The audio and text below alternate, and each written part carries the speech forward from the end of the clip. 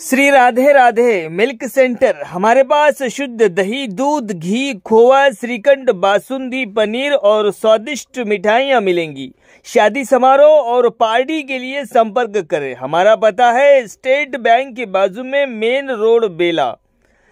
प्रोफाइटर सन्नी उर्फ Abhilash Gaur. Mobile number है हमारा 7989676718 और दूसरा नंबर है 8886797235। Shri Ram Mandir Mangal Karyalay and Ganesh events, main road, Bela. अब नए तरीके से राम मंदिर प्रांगण में भव्य दिव्य मंगल कार्यालय सज धज कर है तैयार। बेला मंडल वासियों के लिए बड़ी खुशखबर। हमारे मंगल कार्यालय में एक बार अवश्य भेंट दे। हमारे पास कैटर्स, वेटर, इवेंट्स, मंडप डेकोरेशन, टेंट हाउस और भगवान राम जी के आशीर्वाद से सभी सुविधाएं उपलब्ध है। शादी, जन्मदिन समारोह, अन्य कार्यक्रम, नाम रखाई, ऐसे कई प्रोग्राम के लिए राम मंदिर मंगल कार्यालय उपलब्ध है।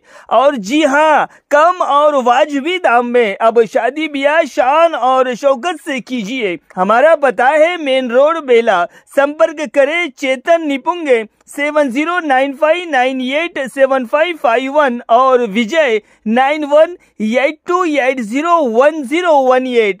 कृपया बुकिंग के लिए 15 दिन पहले ही संपर्क करें। धन्यवाद।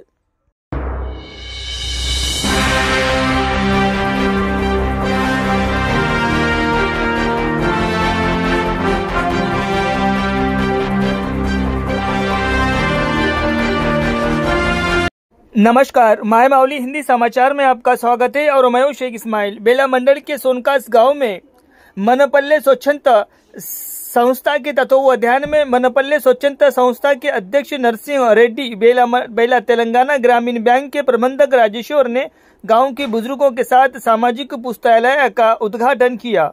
मनपल्ले स्वच्छंद संस्था ने सामाजिक पुस्तकालय में प्रतियोगी परीक्षाओं की तैयारी कर रहे युवाओं के लिए 10 कुर्सियां और 2 टेबल के साथ साथ कुछ किताबें भी दी है।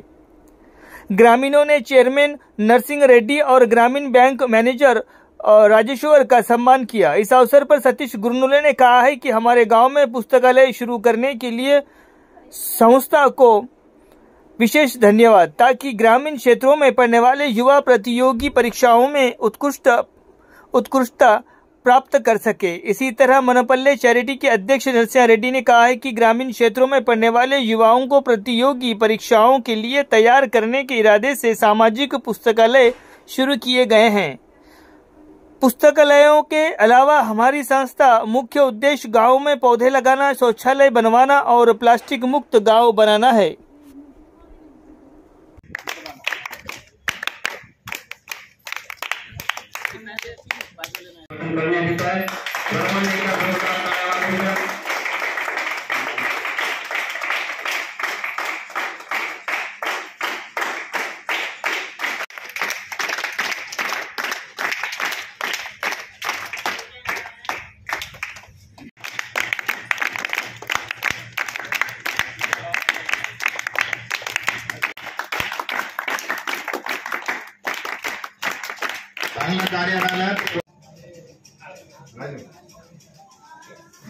ఎవరన్నా మా బుక్స్ చదువుతా అంటే వాటికి కూడా రామాయణం, మహాభారతం, భగవద్గీత ఇట్లాంటి భాగవతం లాంటి पुस्तकाल కూడా మీకు मराठीला కావాలంటే मराठी करताय आणि त्यांचं खूप मोठं कार्य असं चालू आहे।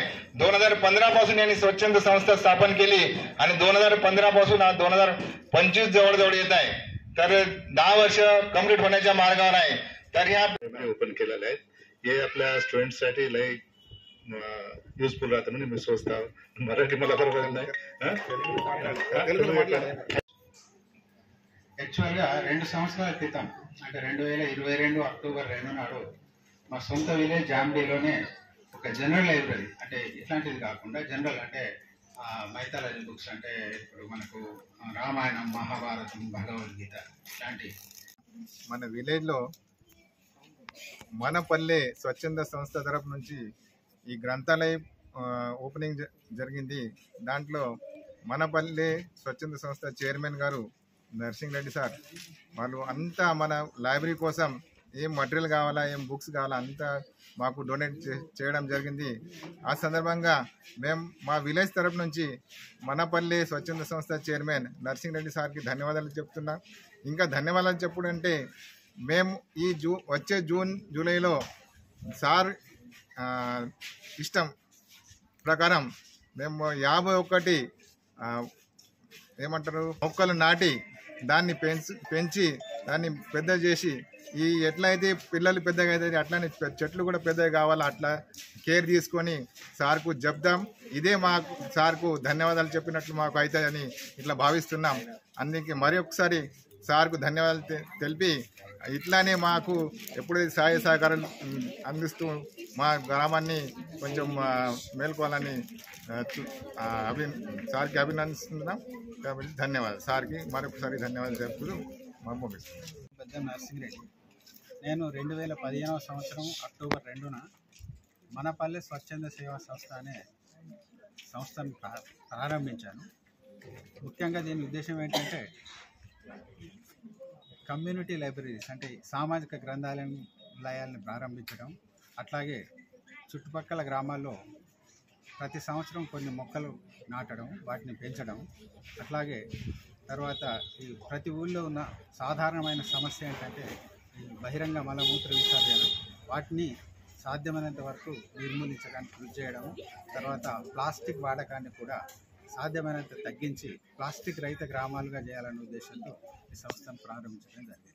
తర్వాత ఈ గత 10 సంవత్సరాల నుండి మన రాష్ట్రంలో ఎలాంటి ఉద్యోగాల నోటిఫికేషన్ పడలేదు, ఇప్పుడిప్పుడే పడుతున్నాయి. కాబట్టి వాటిని మన యువకులు వాటికి ప్రిపేర్ అయ్యే విధంగా ఆ ఉద్యోగాలను పొందే విధంగా ప్రతి విలేజ్లో అంటే దాదాపు 10 ఊళ్ళలో నేను ఈ సామాజిక గ్రంథాలయాన్ని ప్రారంభించడం జరిగింది.